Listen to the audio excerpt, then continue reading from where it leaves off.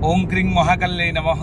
नमस्कार दर्शक बंधु, जय जगन्नाथ। मुझे श्रीवत्स गणिरत्न ज्योतिर्विद वास्तुविद आज आपण स्वागत करुच्ची मोर एक अध्याय को। दर्शक बंधु, आज आपण रही अत्यंत चमत्कार मूल्यभित्तिक गुरुत्वपूर्ण एक उपस्थापना जहाँकि पितामाता आधारित एवं वास्तु संबंधी किछि दोष खंडन करिथाय एवं एस्ट्रोलॉजिकल प्रेडिक्शन रे यदि पितृदोष थाए तार खंडन रो सरल आ समाधान 100% इफेक्टेबल आज गोटे चमत्कार दमदार प्रतिकार आपण मान पई नै के आसीची।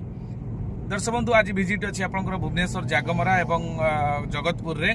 सही अवसर रे आमे जाउछु, मोर टीम जाउचंती, आपण मान देखि परथुवे। आमे माने वर्तमान जाई पहुंचीबू।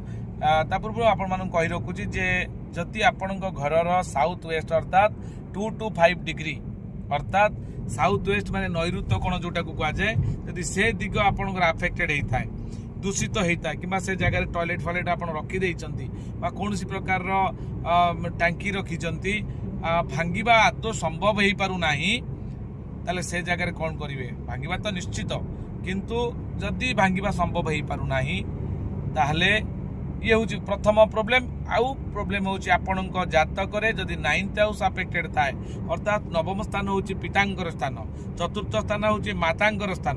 तेणु जदि आपणकर चतुर्थ स्थान किंबा 9th हाउस माने अर्थात नवम स्थान दूषित होइकी थाए, नवम स्थान हूँ भाग्यर स्थान एवं पितांकर स्थान मध्य ताकू पितृदोष बोली कहा जाए।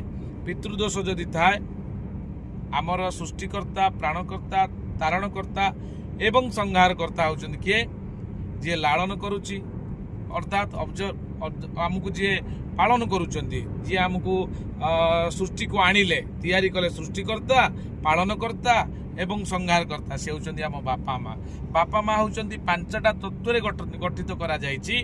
बापा माँ, बारे वायु, पारे पानी, ओरे ओजो माने अग्नि, माँ मारे माटी, आरे आकाश, ये 5टा तत्व को लेकी आज्ञा बापा माँ तैयारी होचंदी। बापा माँ आमको तैयारी करचंदी 5टा एलिमेंट रे, 5टा महाभूत रे आम शरीर तैयारी होछि। तेणु मोर कहबार कथा दर्शक बंधु, जो मानकर प्रोब्लेम आसुची साउथ वेस्ट प्रोब्लेम अच्छी किंबा आपणक कुंडली रे आपणकर 9th हाउस अफेक्टेड अच्छी, पितृदोष लगी, तार पिता माता सेवा करंतु।